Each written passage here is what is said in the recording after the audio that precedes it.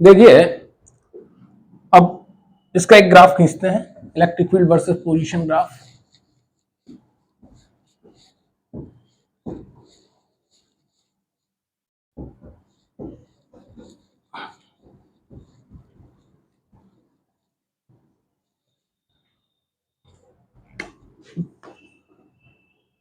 तो E equal to था हमारा Q R upon 4 pi epsilon nought R Q, यानी E प्रोपोर्शनल टू आर था कब?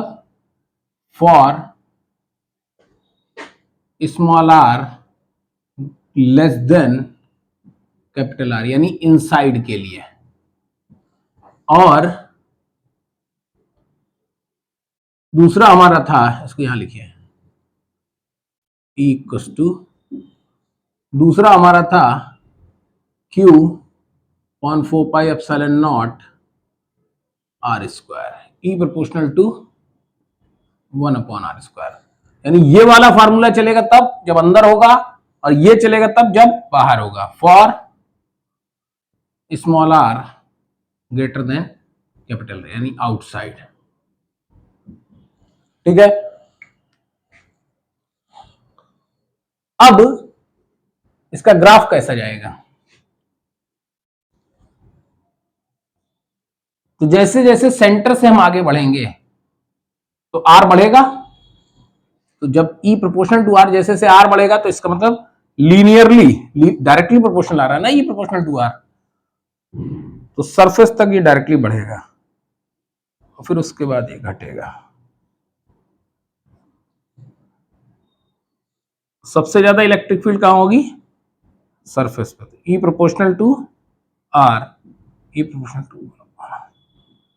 तो आउटसाइड के लिए सॉलिड स्फीयर, चाहे कंडक्टिंग हो चाहे नॉन कंडक्टिंग हो, चाहे हॉलो हो, सबके लिए आउटसाइड पॉइंट पे सभी के सभी as a point charge give करेंगे। देखिए जब आईआईटी क्वेश्चन पूछता है इसके लिए एडवांस में, तो वो कुछ खास नहीं करेंगे। अभी हमने यहां पे लिया था रो हमारा, यानी चार्ज डेंसिटी निकल के आई थी Q Y 4/3 pi R cube, और ये यूनिफॉर्मली डिस्ट्रीब्यूटेड था। वो क्या करेंगे, वो ये रो कांस्टेंट नहीं देंगे, वो क्वेश्चन में चेंज ये लाएंगे कि रो प्रोपोर्शनल टू आर स्क्वायर कर देंगे, या फिर रो इक्वल टू के आर कर देंगे।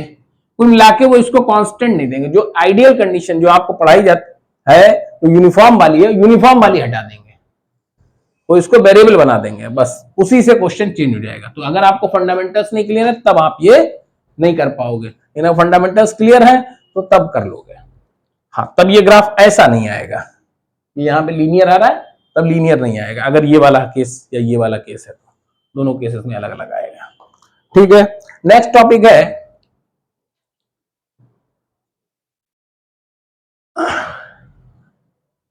Electric field due to uniformly charged, चलो रिंग ले लेते हैं आपकी, ring sorry linear charge density, linear charge distribution लेते हैं।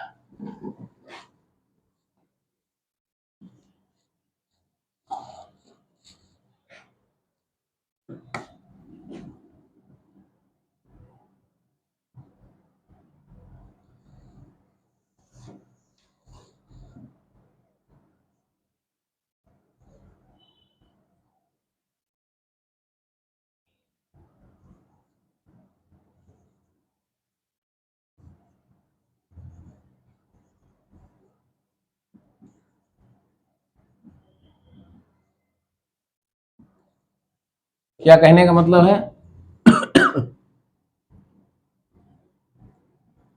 इसके कारण, ठीक है, इसके कारण इसके करीब में ये डिस्टेंस इन कंपैरिजन टू इस डिस्टेंस के बहुत कम है, ये बहुत कम है, ये काफी ज्यादा है। हमें यहां पे इलेक्ट्रिक फील्ड फाइंड करनी है। फिर से हम लिखेंगे, यहां पे हम कैसी गॉसियन सरफेस मानेंगे? सिलिंड्रिकल गॉसियन सरफेस मानेंगे, जिसकी कर्व्ड सरफेस पे ये वाला पॉइंट लाई करे। और ये लाइन उसके एक्सिस पे लाई करे।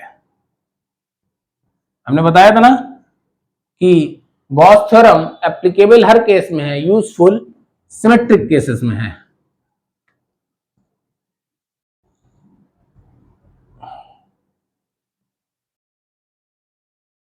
इसका एरिया वेक्टर भी इस तरफ को होगा, इधर को, और इस केस में इलेक्ट्रिक फील्ड इधर और डीए वेक्टर इधर, और इस केस में नीचे वाले में डाउनवर्ड जाएगा, ऊपर वाले में अपवर्ड जाएगा, और इस वाले में जगह जगह अलग अलग आएगा। Electric field due to symmetry दूर ही रहेगी इस तरफ को, इसके जो भी कंपोनेंट आएंगे वो हॉरिजॉन्टल ही आएंगे। ठीक है, तो अगेन फाई क्लोज्ड, तो फाई डी फाई कर लो, डी फाई। अच्छा, लीनियर चार्ज डेंसिटी कितनी है, लैम्डा, तो close integral for D phi. इसमें 3 सरफेस हैं, कर्व्ड,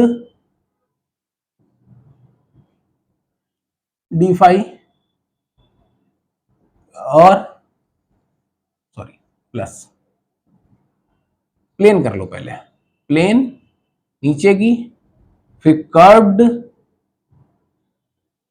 फिर प्लेन। तो तीनों मिलके, अकेला ये क्लोज है, लेकिन खाली ये तो क्लोज नहीं है, खाली ये क्लोज नहीं है, खाली ये क्लोज नहीं, तो तीनों में जब लगाएंगे तो यहां क्लोज नहीं लगाएंगे, इन तीनों में जब मिल जाएगा तो यहां क्लोज लगाएंगे। क्या बनेगा यहाँ पे,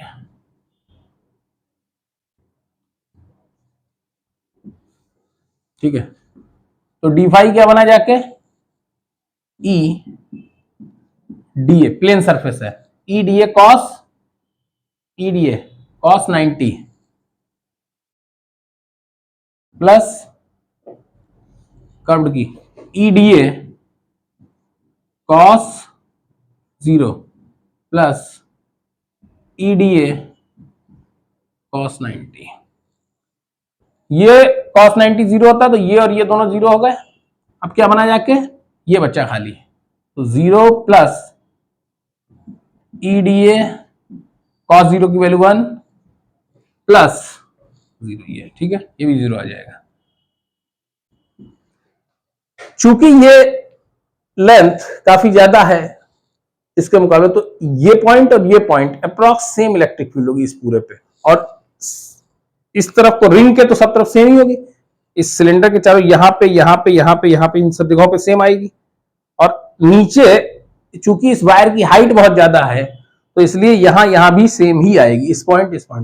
तो कुल मिला के इस पूरी कर्व्ड सरफेस पे क्या आएगी, सेम आएगी। तो ई डी है, इसकी रेडियस आर है और लेंथ हम मान लेते हैं एल है, ठीक है। तो क्या बनेगी जाके, ई और डी ए यानी इस पूरी कर्व्ड सरफेस का एरिया, तो 2 pi R into L, cylinder का कर्व्ड एरिया, ठीक। बाय गॉस थ्योरम क्या कहता है भाई, गॉस क्या कहता है, Gauss close integral for D phi equals to Q enclosed upon epsilon nought. अब ये क्या आया जाके, ये निकल गया है E into 2 pi R L, और क्यू इनक्लोज यानी इसके अंदर, इस सिलेंडर के अंदर कितना चार्ज आ रहा है, तो एल लेंथ आ रही है, इस वायर की कितनी लेंथ इसके अंदर आ रही है, एल लेंथ, क्योंकि हमने लेंथ एल ली है, और पर यूनिट लेंथ पे कितना चार्ज है, लैम्डा, तो लैम्डा इंटू एल चार्ज अंदर हो गया, एल से एल कैंसिल हो जाएगा, इधर भी एल इधर भी, तो E equals to lambda upon 2 pi epsilon nought R, ठीक है। अब पढ़ेंगे electric field due to a uniformly charged sheet.